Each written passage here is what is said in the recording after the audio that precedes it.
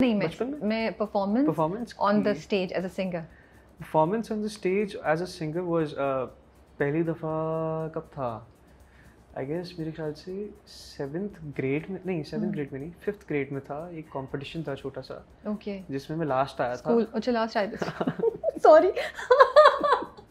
उसमें आप क्या समझी, फर्स्ट आया था।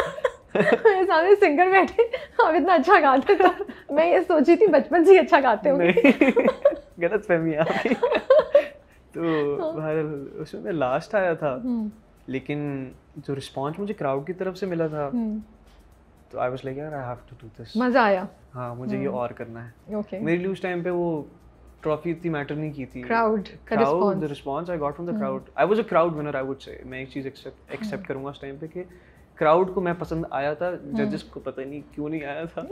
लेकिन क्राउड को I was, you know, everybody was loving it. ऐसा I was in 5th grade. कितने साल का होऊंगा मैं? 10-11 साल का होऊंगा ज़्यादा से ज़्यादा, 12 साल का। तो वाज फन। तो बस उसके बाद फिर स्टार्ट हो गया ये, उसके बाद मैंने कहा कॉलेज स्कूल में करते रहे आप? फिर मैं करता तो रहा। बिग ब्रेक कब मिली? बिग ब्रेक तो अभी तक नहीं मिली। You perform with Ali Zafar, right? Yeah I perform with Ali Zafar. I was तो वो कैसे हुआ, क्या था वो? वो भी ऐसे था कि बस इत्तेफाक से वो इंस्टाग्राम के थ्रू मुझे वो चीज़ मिल गई। ठीक है, my manager was in links with the people, you know, तो he was in fact the one who was managing the whole event. तो उन्होंने कहा कि तुम भी कर लो परफॉर्म। मैंने कहा ठीक है, कर लेना, ताए भाई कोई मसला नहीं है। ठीक है।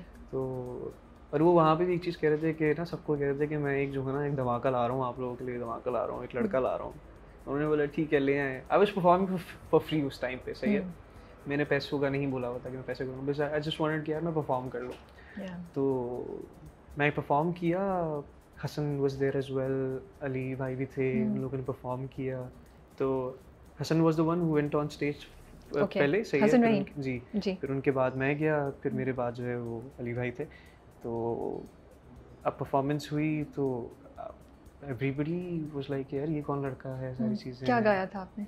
मैंने तो कवर्स गाए थे, मेरे अपने गाने। हाँ, आई नो, बट कौन से? आसिम अजहर के मैंने एक आध गाने गाए थे। Okay. फिर कुछ झूले लाल वगैरह, कुछ इस तरह के थोड़े से धमाल गाने थे। थोड़े बहुत लोग डांस वांस शुरू करते हैं, ठीक है। तो वो सबने शुरू किया। तो it was great. I was like good हो गया, तो अच्छा कॉन्सर्ट था। फिर ना everybody came on back stage, सब जो भी आर्मी ऑफिसर्स वगैरह थे, उन्होंने कहा कि यार ये लड़का कौन है, किसने गाया था? तार बोला मेरा लड़का है, हमारा सबर नाम है इसका, देखिए मिले।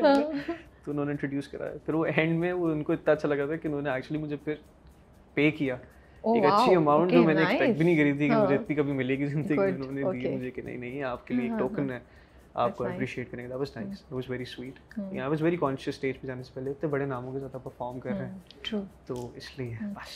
तो अभी आजकल प्लान है परफॉर्म करने का? बिकॉज वी रिसेंटली भी ड्रामे के साथ, शूट के साथ बिजी हैं, या क्या चल रहा है? हाँ, उसके साथ बिजी हूँ, तो वो थोड़ा सा मेरे लिए इशू बन रहा है परफॉर्मेंसेस वगैरह ग्रैब करना, बिकॉज जाहिर है आपका स्केड्यूल ऐसा है, बिल्कुल ही हम पैक हुए हैं, हर दिन शूट है, तो इसलिए थोड़ा सा मुश्किल है। Other than that I am looking forward. अभी होपफुली नेक्स्ट मंथ से स्टार्ट हैं चीज़ें, कुछ कॉन्सर्ट्स। सो प्लान है कि थोड़ा सा टूर करें कोई, या नहीं? कौन बुलाएगा टूर? अरे यार, हाँ, ऐसा क्या? ये नहीं, ये एटीट्यूड नहीं हो सकता। आपने जाना है कि मैं आया हूँ, I am here to stay, and you know. अच्छा, एक मैं स्टेटमेंट आपकी सुनी मैंने, आपने कहा कि कभी कभी मैं भी सोचता हूँ कि शायद मैं इतना एक्सेल नहीं कर सकूँ, शायद मैं इतना अच्छा नहीं कर सकूँ। क्यों ये ख्याल आता है, and what makes you doubt yourself? Being an outsider, I mean, I think you're aware of that fact as well. It's very hard for you to, you know, stay on that certain pace.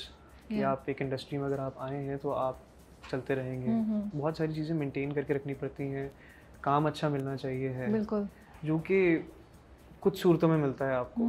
सही, या तो आपकी जान पहचान अच्छी, या आपका काम बहुत अच्छा हो। ओके। अब काम बहुत अच्छा तभी मिलेगा ना जब काम मिलेगा।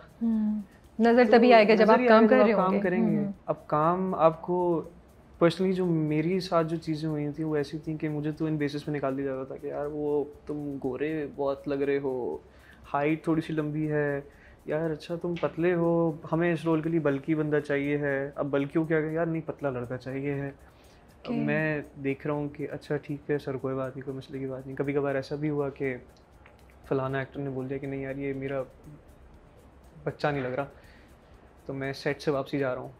अच्छा, सेट पे बुला के फिर आप वापस चले गए? सुबह से बैठा हूँ, सही है, एंड वेटिंग और मैं स्क्रिप्ट हाथ में और मैं सीन देख रहा हूँ, हो रहा है। मैं कह रहा हूँ यार सीन का तो मैं भी पार्ट था, ये जो लाइंस बोल रही हैं यार, यू नो। थोड़ी देर बाद एडी आता कहता है वो हमने एक और लड़का अरेंज कर लिया है, सही है आप घर चले जाएँ। मैंने कहा ठीक है कोई बात नहीं, मसले की बात नहीं है। इन सारी चीज़ों में जो है ना वो मैंने कभी अल्हम्दुलिल्लाह इस चीज़ को डाउट नहीं किया कि मैं नहीं कर सकता।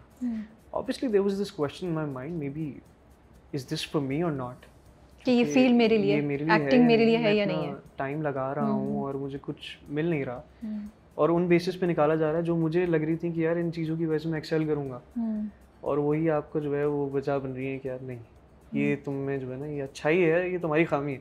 आई वाज लाइक अब मैं करूँ क्या?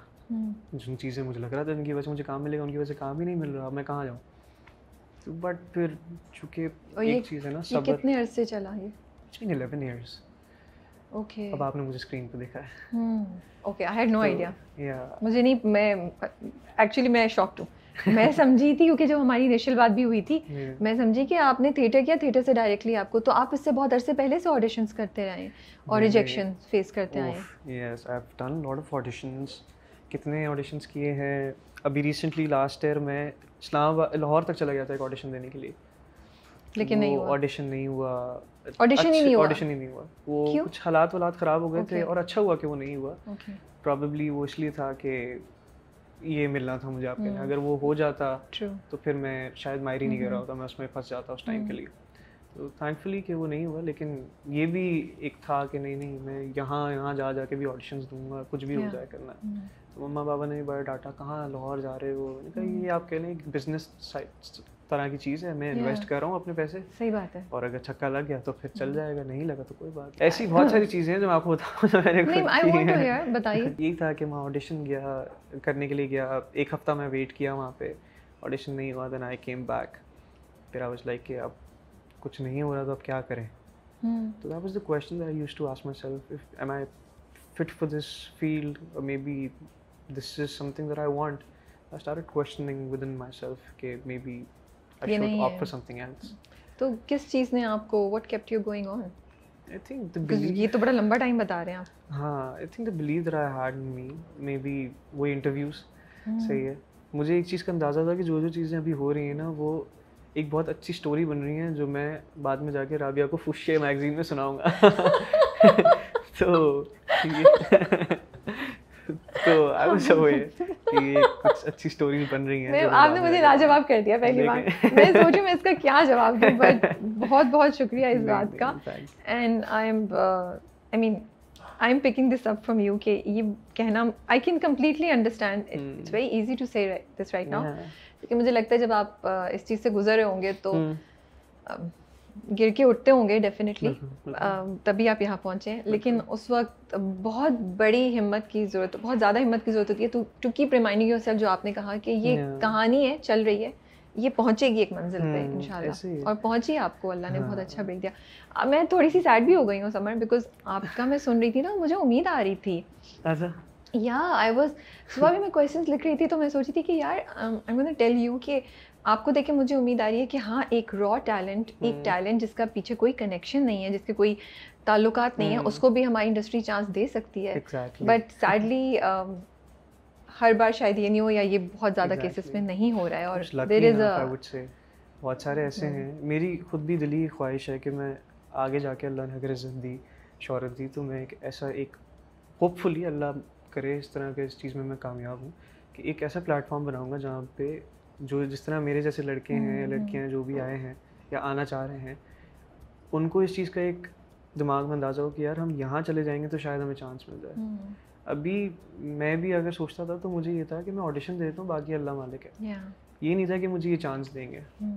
All thanks to big bang, नीसम भाई, फात भाई, डॉक्टर साहब, उन्होंने मौका दिया, दे trusted me, they were like नहीं चलो लड़का कर लेगा। बहुत अच्छा रोल दिया आपको, बहुत अच्छा। और मेन पे देखें, मैं अगर उनकी जगह होता मैं तो नहीं देता कि भाई मैं इतना पैसा लगा रहा हूँ और मैं एक नए लड़के को बोलूँ भाई जाओ रोल करो, I would never do that. All thanks to them, उन्होंने भरोसा किया।